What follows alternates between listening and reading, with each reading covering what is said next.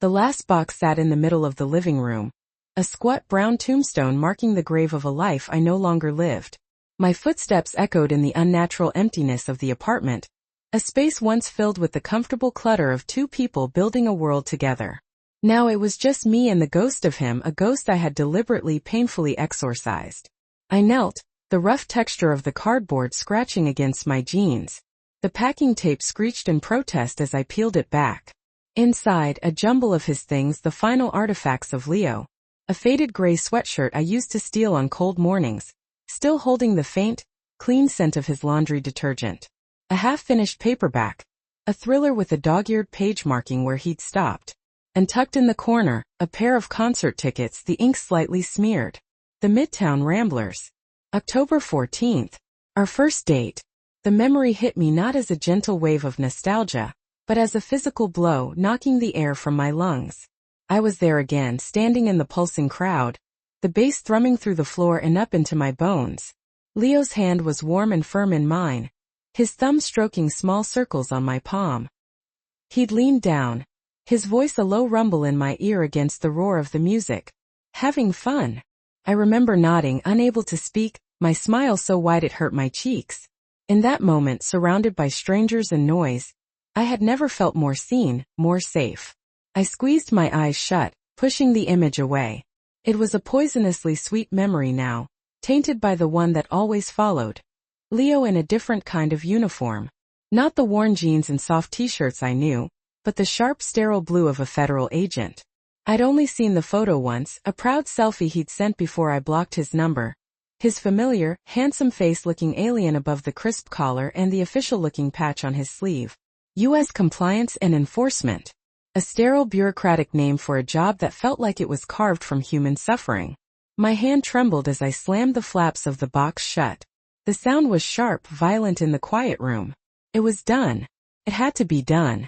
But the question that had gnawed at me for weeks, the one that kept me staring at the ceiling at 3 a.m., screamed in the silence. Did I just throw away the best thing that ever happened to me over a principle? It began, as most tragedies do, with hope. Leo had been underemployed for the better part of a year, piecing together freelance graphic design gigs that paid too little and demanded too much. The anxiety had settled over him like a low-grade fever, a constant, weary tension in his shoulders. I watched him scroll through job sites for hours, his face illuminated by the cold blue light of his laptop, a little more of his natural optimism dimming with each rejection email. "I've got an idea," he'd said one Tuesday night, not looking up from the screen. "It's a long shot, but the benefits are insane." "Oh yeah? What is it?" I'd asked, stirring a pot of pasta sauce that was filling the apartment with the scent of garlic and basil. I was only half listening, preoccupied with not letting it burn. "Federal. U.S. Compliance and Enforcement," he said, the name rolling off his tongue with a certain reverence. "They're on a big hiring push. Good pay, real stability, a pension. The whole package, Clara. We wouldn't have to worry anymore." The spoon in my hand stilled. A knot of ice formed in my stomach. I worked 3 days a week at the Eastside Immigrant Aid Clinic. I knew what U.S. Compliance and Enforcement, or USCE as it was chillingly called, was. I'd seen the fear in our clients' eyes at the mere mention of its predecessor's acronym. I'd held the hands of women whose husbands had been picked up in pre-dawn raids. I translated letters that shattered families. "I see you mean," I said, my voice flatter than I intended. He finally looked up, a flicker of defensiveness in his eyes. "They're rebranding. Trying to professionalize. It's not all, you know. It's a huge agency. Most of it is just paperwork. Logistics. Following procedure. Procedure that ends with people being deported, Leo. It's a secure job, Clara." His voice was tight. "A real career. I thought you'd be happy for me." I forced a smile, a brittle thing that felt like it might crack my face. "It's a long shot, you said. Let's not worry about it until we have to." It was a coward's truce, and we both knew it. For the next 2 months we lived in a bubble of willful ignorance. We pretended he hadn't applied. We went on dates, we laughed, we made plans for a future that felt increasingly like a fantasy. I told myself he'd never get it. He wasn't the type. He was too kind, too gentle. They wouldn't pick him. Then came the email, and the phone call, and the formal offer. He told me over dinner at our favorite Italian place, the one with the checkered tablecloths and the ridiculously large glasses of wine. He was buzzing with an energy I hadn't seen in him for a year. He looked like the man I'd first fallen in love with, full of confidence and plans. "I got it, Clara. I got the job," he'd said, his smile radiant. "Can you believe it? Training starts in 6 weeks." And just like that, the bubble burst. All the air was sucked out of the restaurant. I could hear the clinking of silverware from another table, the low murmur of conversation, but it all sounded like it was coming from underwater. "I can't," I whispered, looking down at my uneaten ravioli. "You can't what? Can't believe it? I know it's crazy, right?" "No, Leo. I can't. I can't do this." The conversation that followed was the single most painful one of my life. It wasn't a shouting match. It was worse. It was the slow, methodical dissection of our relationship, laying bare the fundamental, irreconcilable difference that had been lurking beneath the surface all along. "It's just a job," he insisted, his voice pleading. "It doesn't change who I am. I'm still me." "Is it? Is it just a job?" I countered, my own voice rising with a desperate passion. "Is a doctor's work just a job? Is a teacher's? What we choose to do with our days, with our energy, that is who we are, Leo. You'd be part of a system that tears families apart. A system that profits from fear. How can I look at the people I help every day at the clinic and then come home to you? How can I kiss you goodnight knowing you spent your day putting someone's father on a plane back to a country he hasn't seen in 20 years? I wouldn't be making the laws. I'd just be enforcing them. There's a difference." "Is there? Is there really?" I shot back, the words tasting like acid. "That's what every guard at every gate has said throughout history, Leo. I was just following orders." His face hardened. The hurt in his eyes was replaced by a cool defensiveness. "I'm doing this for us, Clara. So we can have a house. So we can have kids who don't have to worry about where their next meal is coming from like I did. I'm trying to be a man. A provider. And you're throwing a history lecture at me." We paid the bill in silence and walked home on opposite sides of the street. That night we lay in bed. A rigid canyon of space between us, both of us staring into the darkness. The next morning I packed a bag. We didn't cry. We didn't hug.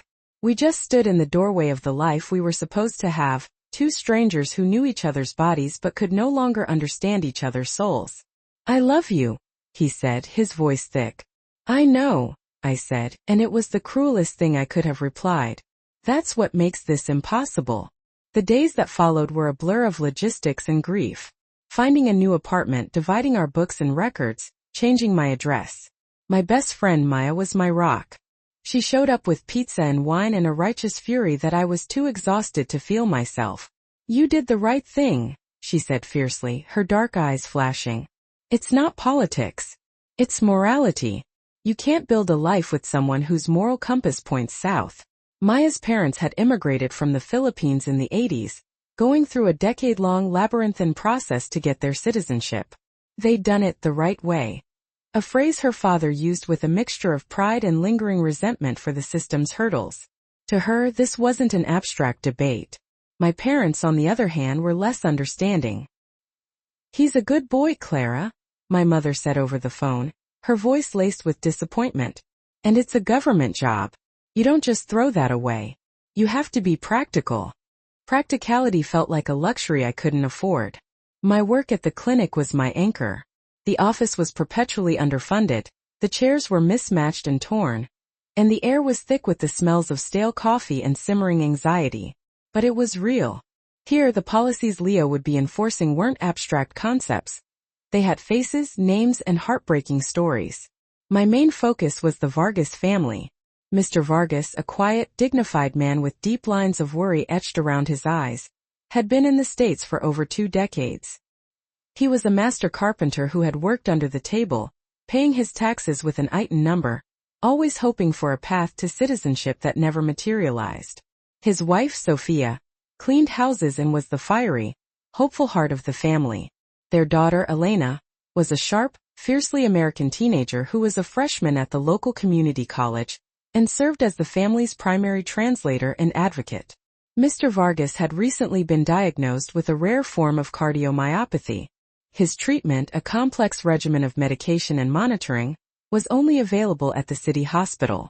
A deportation order had been hanging over their heads for years, a relic of a minor traffic stop that had snowballed, but now with his diagnosis it had become a potential death sentence.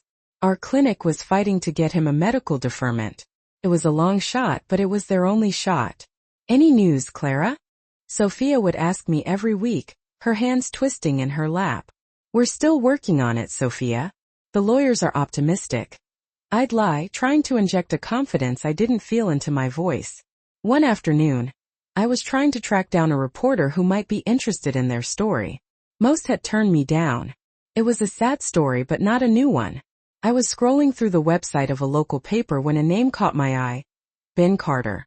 I remembered him from a series of articles he'd written a few years back, a scathing exposé on slum landlords. He had a reputation for being a cynic, but a thorough one. I drafted an email, pouring all of the family's humanity and desperation into it, and hit send. Days turned into weeks. I settled into a routine. Work, cheap takeout, long conversations with Maya, and the crushing silence of my new apartment. I heard through a mutual friend that Leo had started his training. I tried not to picture it. Then a strange pattern started to emerge at the clinic. A couple of our cases, ones that seemed hopeless, suddenly got a reprieve. A crucial filing deadline for one family was miscalendared by the USC office, giving our lawyers an extra 2 weeks they desperately needed. Another client's file was mysteriously misplaced before his final hearing, triggering an automatic postponement.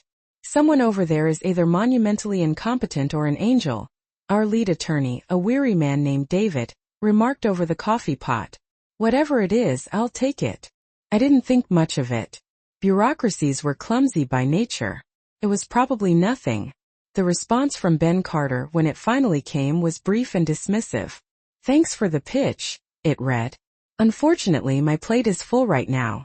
It's a tough situation, but not unique enough to break through the noise. Good luck." Just another door slammed shut. The weight of it all was starting to press down on me. The Vargas's time was running out. Mr. Vargas had an appointment with his cardiologist in a month to see if the medication was working. If he missed it, the consequences could be irreversible. The ticking clock was getting louder every day. And then the day I had been dreading arrived. It came in the form of a crisp official envelope. I knew what it was before Elena even pulled the letter out. The final order of removal. All appeals exhausted. They had 30 days. Sophia's composure finally broke. She sobbed into her husband's shoulder while Elena stood stiffly, her young face a mask of stone. I felt a wave of helpless fury wash over me. I had failed them. The system had failed them. The letter lay on the table. At the bottom, under the cold, formal language, was a line of type that made my blood run cold. Case officer assigned L.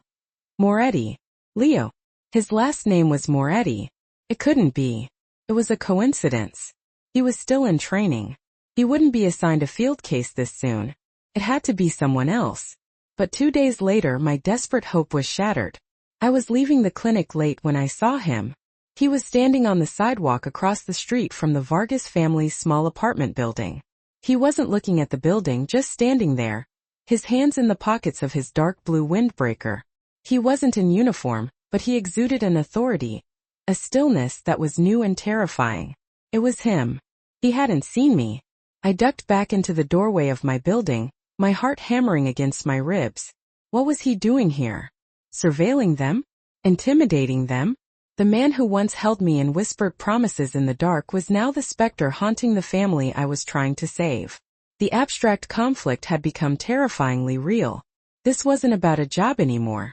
This was about the people caught in the crossfire. And I was standing right in the middle of it.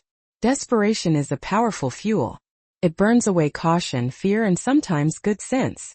Seeing Leo outside the Vargas family's home lit a fire in me. The grief I'd been nursing curdled into a cold, hard rage. He was no longer the man I mourned. He was the obstacle. I arranged to meet him. I sent a text to his still unblocked number. "We need to talk. About my case. The Vargas family." The reply was almost instantaneous. "Not a good idea, Clara." I persisted. "Please, Leo. Coffee. 10 minutes. For the sake of what we were." A long pause then. Fine. Tomorrow. 8 a.m. The Grindhouse Cafe. Come alone. The cafe was a neutral territory. A place we'd never been together. He was already there when I arrived, sitting in a booth in the back, his back to the wall. He looked tired. There were new lines around his eyes. He was wearing a plain gray Henley, a ghost of the man I knew, but he held himself differently. His shoulders were squared, his gaze constantly scanning the room. Thank you for meeting me, I began, sliding into the opposite seat. You have 5 minutes, he said, his voice flat, devoid of any emotion. He didn't look at me, his eyes fixed on the sugar dispenser on the table. The Vargas family, I said, my voice trembling slightly. You can't. Leo, the man is sick. He'll die if he's sent back. You know this. I know you were assigned the case. I saw the letter. I'm assigned a lot of cases. Don't do this, I pleaded, leaning forward. Don't be this person. I know you. You're a good person. You read books, you love dogs, you cried at the end of that one animated movie about the old man in the house. This isn't you. He finally looked at me, and his eyes were chips of ice. You don't know me anymore, Clara. You made that very clear. And you need to be careful. Interfering with a federal officer is a serious crime. Interfering? I'm trying to appeal to your humanity. My voice rose and a few heads turned in our direction. He has a removal order signed by a judge, Leo said, his voice a low, dangerous monotone. My job is to execute that order. It's simple. And my advice to you for your own safety is to stay away. Stay away from them and stay away from me. He stood up, threw a $10 bill on the table, and walked out without a backward glance. I sat there, stunned, the smell of coffee and his cold rejection hanging in the air. The hope I'd clung to, the foolish belief that the Leo the first loved was still in there, died in that sterile cafe booth. I had lost him completely. The man I loved was gone, and a stranger in a uniform had taken his place. I stumbled out of the cafe and walked for hours, my mind racing. If I couldn't appeal to his heart, I would have to fight his system. That night I received a cryptic, anonymous email. Look into Title 8, Section 1227 of the Code. Specifically, prosecutorial discretion precedents. Mottos versus holder. There was nothing else. No signature. No identifying information. I stared at the screen, my heart beginning to beat a little faster. It was a legal citation. A clue. I spent the next 2 days buried in the law library at the clinic, ignoring my other work. Maya brought me coffee and sandwiches, her brow furrowed with worry. Clara, what is this? You look like you're preparing for the bar exam. It's a loophole, I explained, my eyes scanning the dense legal text. Mottos versus holder established a precedent that allows the agency to exercise discretion and defer removal for humanitarian reasons, especially in cases involving serious medical conditions when the subject has deep ties to the community. It's rarely used, but it's there. If we can build a strong enough case, file a motion to reconsider based on this, we might be able to get a judge to grant a temporary stay. For the first time in weeks, I felt a spark of hope. It was a different kind of hope this time. Not the naive hope in a person's goodness, but a harder, more tactical hope in the system's own convoluted logic. Maya's initial excitement was tempered by her family's caution. My dad thinks you're playing with fire, she told me one night. He says these people don't like to be embarrassed. He says we should just let the lawyers handle it. The lawyers have hit a wall, Maya. This is a new angle. We have to try. Her loyalty to me won out over her father's warnings. Together we worked tirelessly. We gathered letters of support from the Vargas' neighbors, their church pastor, Elena's teachers. We got a detailed, damning letter from Mr. Vargas' cardiologist outlining the fatal consequences of interrupting his treatment. We documented every tax return they'd ever filed. We built a mountain of paper, a testament to a life lived in the heart of a country that refused to officially claim them. David, our lead attorney, was skeptical but impressed. It's a Hail Mary, Clara, but it's a well-thrown one. I'll file the motion. The day of the hearing was tense. The courtroom was small and stuffy. The government's lawyer was a young, sharp-suited man who looked bored. He argued that the order was final and the agency's discretion was not subject to judicial review. David, however, was magnificent. He laid out our case, not with passion, but with cold, hard facts, piling document after document onto the judge's bench. He painted a picture not just of a sick man, but of a family woven into the fabric of their community.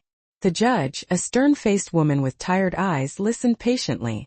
She retreated to her chambers for what felt like an eternity. When she returned, she looked down at us over her glasses. "The court is troubled by the potential outcome of this removal," she said slowly. "Based on the overwhelming evidence of community ties and the undisputed severity of the petitioner's medical condition, I am granting a temporary stay of removal for 90 days, pending a full review of the motion to reconsider by the agency." A collective gasp went through our side of the courtroom. Sophia burst into tears. This time of relief. I grabbed Maya's arm, squeezing it so hard she yelped. We had done it. We had won. Walking out of the courthouse into the bright sunshine, I felt invincible. We had faced the machine and made it blink. That night, Maya and I and the Vargas family had a small celebration in their apartment. For the first time in months, the small home was filled with laughter instead of fear. I allowed myself to think that maybe, just maybe, things were going to be okay. It was a foolish, fleeting thought. A false victory. The retaliation was swift and brutal. 2 weeks later, my boss at the clinic, a kind but beleaguered woman named Sarah, called me into her office. She looked pale. On her desk was a letter with the official USC letterhead. "I don't know how they found out, Clara," she said, her voice strained. "They're launching an official ethics inquiry. They're accusing you of professional misconduct, using clinic resources to pursue a personal vendetta against a federal officer, an ex-boyfriend. They're claiming you're harassing him." "What? That's insane. Leo would never." "It's not from him. It's from his supervisor, a man named Agent Thorne. The letter is aggressive. He's threatening to pull our federal grant funding if the clinic is found to be harboring activist elements that interfere with federal operations." She couldn't meet my eyes. "The board held an emergency meeting. I'm so sorry, Clara. They've put you on unpaid leave, effective immediately." I felt the floor drop out from under me. My job, my sanctuary, was gone. But Thorne wasn't done. He must have assigned a team to dig into the Vargas' past, looking for any crack, any weakness. And they found one. A decade ago, when Elena was small and Mr. Vargas had been out of work with a broken arm, Sophia had taken a cash-in-hand job cleaning rooms at a motel that didn't ask for a social security number. It was a minor, long-forgotten act of survival. Thorne used it as a weapon. He went to a different, notoriously harsh immigration judge, arguing that Sophia Vargas had engaged in visa fraud by means of unauthorized employment, a crime that made her an enforcement priority and superseded the temporary stay. This judge, known for his rubber stamping of removal orders, signed it without a second thought. The call came from a hysterical Elena at 6 in the morning. "They're here, Clara. They're taking them. My mom, my dad, they're taking them both." I ran the 10 blocks to their building, my lungs burning. I arrived just in time to see the back of a dark, unmarked van pulling away from the curb. Maya was there, her face streaked with tears, trying to comfort a shell-shocked Elena. Standing on the sidewalk watching the van disappear was Agent Thorne. He was a tall, severe-looking man in a perfectly tailored suit. He saw me, and a small, cruel smile played on his lips. He gave me a slow, deliberate nod, a gesture of absolute victory, before turning and getting into his own black sedan. That was my darkest hour. I was jobless. The family I'd sworn to protect was in a detention center, their fate sealed. My victory had turned to ash in my mouth, and my actions had only brought the wrath of a powerful, ruthless man down upon them. I had tried to play the game by the rules and I had lost. Horribly. I went to see Ben Carter, the journalist. I laid out everything, the stay, Thorne's retaliation, my firing, the pre-dawn raid. He listened, his face impassive. "It's a hell of a story, kid," he said, leaning back in his squeaky office chair. "But it's," he said, she said. "It's your word against a federal agent's. My editor would never let me run it without concrete proof. I'm sorry. My hands are tied. I was alone. The system I had tried to use had been turned against me. The man I had once loved was part of that system. And the people I cared about were paying the ultimate price." I went home, sat on the floor of my empty apartment, and for the first time since the breakup, I truly completely broke down. The darkness lasted for 2 days. I didn't answer my phone. I didn't eat. I just replayed my failure over and over in my head. The smug look on Thorne's face was seared into my memory. He had beaten me. He had won. But on the third day something shifted. The grief and despair began to cool, hardening into something else. A single clarifying thought cut through the fog. If I can't win by their rules, I'm not playing by their rules anymore. They had taken my job. They had taken my hope. They had taken the Vargas family. They had left me with nothing to lose. And a person with nothing to lose is a very dangerous thing. My first call was to Maya. I have an idea, I said, my voice hoarse but steady. It's crazy. And it's probably illegal. But it's all I've got left. I'm in, she said, without a moment's hesitation. My plan was simple and desperate. If the system wouldn't listen, I would make a noise so loud it couldn't be ignored. We were going to hold a vigil. Not a polite protest with a permit, but a pop-up demonstration right in front of the USC regional headquarters, the monolithic glass and steel building where Thorne worked. We would plaster the Vargases' faces everywhere. We would tell their story to anyone who would listen. My second call was to Ben Carter. I know you can't run the story, I said, cutting him off before he could protest. But be there. Tomorrow. Noon. Front of the USCE building. Bring your camera. You said you needed proof. I can't promise anything, but I have a feeling something's going to happen. Just be there. As a journalist. Off the record. If nothing happens, you lose an hour. If something does, you get the story of a lifetime. I could hear the weariness and intrigue warring in his voice. Fine, Clara. I'll be there. But if this is a stunt, don't ever call me again. The night before, I got the anonymous email again. It was just one sentence. He knows. He's moving them tonight. Be ready. My blood ran cold. Thorne was moving the Vargases, probably to a remote detention facility out of state, before our vigil could even happen. But the message also said, he knows. Was he Leo? Did Leo know about my vigil? Or did he know something else? The next day, the sky was a bruised, heavy gray threatening rain. Maya and I stood across the street from the USC building with a handful of volunteers from the clinic and a stack of posters. It was a pathetic-looking army. Ben Carter was there, leaning against a lamppost, camera bag slung over his shoulder, looking deeply skeptical. Just as we were about to start, my phone buzzed. It was Leo. My finger hovered over the ignore button, but something made me answer. Clara, what are you doing? His voice was urgent, a stark contrast to the cold monotone he'd used in the cafe. You have to get out of there. Now. Thorne is coming down. He's not stable. He thinks you're working with me. Working with you? Leo, what are you talking about? You told me to stay away. Just listen, he hissed. I have to go. Don't engage with him. No matter what, do not engage. The line went dead. My head was spinning. Before I could process his words, the glass doors of the building slid open. Agent Thorne strode out, flanked by 2 uniformed security guards. His eyes, cold and furious, locked onto mine. He started walking towards us, a predator closing in on its prey. This was it. The final confrontation. At the same time, a dark sedan pulled up to the curb a few feet away. The back door opened and Leo got out. He was in his full uniform. He didn't look at me. He walked directly towards Thorne, his expression unreadable. Agent Thorne, Leo said, his voice calm and official. We need to talk. In your office. Thorne laughed, a short, ugly bark. I don't think so, Moretti. I know what you've been doing. Misplacing files, botching schedules. You're the leak. I'm placing you under arrest for obstructing a federal investigation. He reached for his belt, pulling out a pair of handcuffs. Everything happened at once. The rain finally started to fall, a cold, miserable drizzle. Maya grabbed my arm, pulling me back.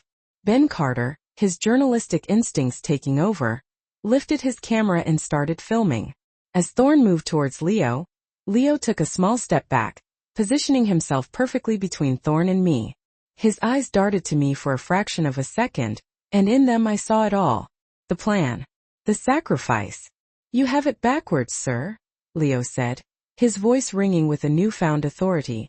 As he spoke, he subtly palmed something from his pocket, A small black USB drive. The chaos of the moment was his cover. As Thorne lunged for him, Leo stumbled accidentally towards the press line, where Ben Carter was now right at the edge of the police tape. In a move so swift it was almost invisible, Leo's hand brushed against Ben's. The tiny USB drive dropped perfectly into the journalist's open coat pocket. Thorne's guards grabbed Leo, shoving his arms behind his back. The handcuffs clicked shut. "It's over, Moretti," Thorne snarled, his face inches from Leo's. "No," Leo said, looking past Thorne, his eyes finding mine through the rain and the flashing lights of the now arriving police cars. "It's just beginning." I stood frozen, the rain plastering my hair to my face, my protest sign forgotten at my feet. A uniformed officer was trying to move me back, but I couldn't tear my eyes away from Leo being led away in cuffs. Another agent, a woman I didn't recognize, approached me quietly amidst the commotion. "You're Clara, right?" she asked, her voice low. "He told me if anything happened I should talk to you. Leo, he didn't take this job for the money. His foster sister was deported when he was 17. A clerical error. He's been working from the inside for months, gathering evidence on Thorne's corruption ring. The Vargases were just the tip of the iceberg. He was trying to protect you. He was trying to protect all of them." The world tilted on its axis. The cold, distant stranger. The man who told me to stay away. It was all a lie. A necessary, painful lie. He hadn't abandoned his principles. He had gone to war for them. And I, in my self-righteous certainty, had never once considered that his goodness might be more complex, more courageous than my own. He wasn't on the other side of the line. He had crossed over into enemy territory, alone, to fight a battle I didn't even know was happening. The aftermath was a whirlwind. Ben Carter's story, backed by the irrefutable evidence on the USB drive, was explosive. It was picked up by national news outlets. Agent Thorne and a half-dozen other USC officials were suspended, then indicted on charges of bribery, conspiracy, and obstruction of justice. The USB contained records of Thorne taking money from private prison corporations in exchange for keeping detention centers full, and evidence that he deliberately targeted immigrants who had pending legal cases that he could make disappear for a price. The Vargas family was released from the detention center. In light of the scandal, their case, along with dozens of others tainted by Thorne's corruption, was reopened and fast-tracked for a fair review. Mr. Vargas was granted a permanent medical stay. They were safe. Leo became a reluctant public figure. He was hailed as a whistleblower by civil rights groups and condemned as a traitor by law and order politicians. He pled guilty to a lesser charge of misusing government resources and, thanks to his cooperation and the immense public pressure, received a 6-month sentence in a low-security federal facility. I visited him a month before he was due to be released. The visiting room was a sterile, soulless place, all linoleum floors and fluorescent lights. He looked thinner, but the weariness in his eyes was gone, replaced by a quiet calm. We sat across from each other at a small plastic table. "I'm sorry," I said, the words feeling small and inadequate, "for not trusting you. For not even being able to imagine." He shook his head, a small smile on his face. "Don't be. How could you have known? My plan depended on you believing I was exactly the person you couldn't be with. It was the only way to keep you safe. To keep you away from it all." He paused, his gaze steady. "You were right, Clara. From the very beginning. That line we draw between what's right and what's easy. It's real. I just had to go and find it my own way. I had to cross it to prove it was there. Your sister. Sophia," I said softly. He nodded, a flicker of old pain in his eyes. "I couldn't save her. I was just a kid. I felt so helpless. For years, I thought the way to get control was to have money, stability, to be part of the system. But it took me a long time to realize you can't fix something that's rotten by becoming part of the rot. Sometimes you have to burn it down. We didn't talk about us, not really. There was no discussion of getting back together, no promises for the future. The life we'd planned was gone, a casualty of the war he had fought. But in its place was something new. A profound, unshakable understanding. We had both been fighting the same battle, just on different fronts. The day he was released, I was there. Not with a welcome home banner or a romantic embrace, but just as a friend. We walked out into the crisp autumn air. Two people irrevocably changed by the past year. I went back to work at the clinic. They had offered me my job back with a raise and a public apology. The work was still hard, the system still flawed, but something inside me had settled. The frantic, anxious energy was gone, replaced by a quiet, steely resolve. My ideals weren't just abstract beliefs anymore. They had been tested by fire and they had held. Sometimes late at night I take out that old concert ticket. The Midtown Ramblers. October 14th. I no longer see it as a relic of a failed relationship. I see it as a reminder that good people can be forced to make impossible choices, that courage can look like betrayal, and that the most important lines aren't the ones that divide countries or political parties, but the ones we draw inside ourselves. The future is an unwritten page. I don't know if Leo and I will find our way back to each other. Maybe we will, maybe we won't. But for the first time in a long time, that uncertainty doesn't scare me. My own path is clear. There are more families like the Vargases, more fights to be fought. A new day is dawning, and I am ready to meet it.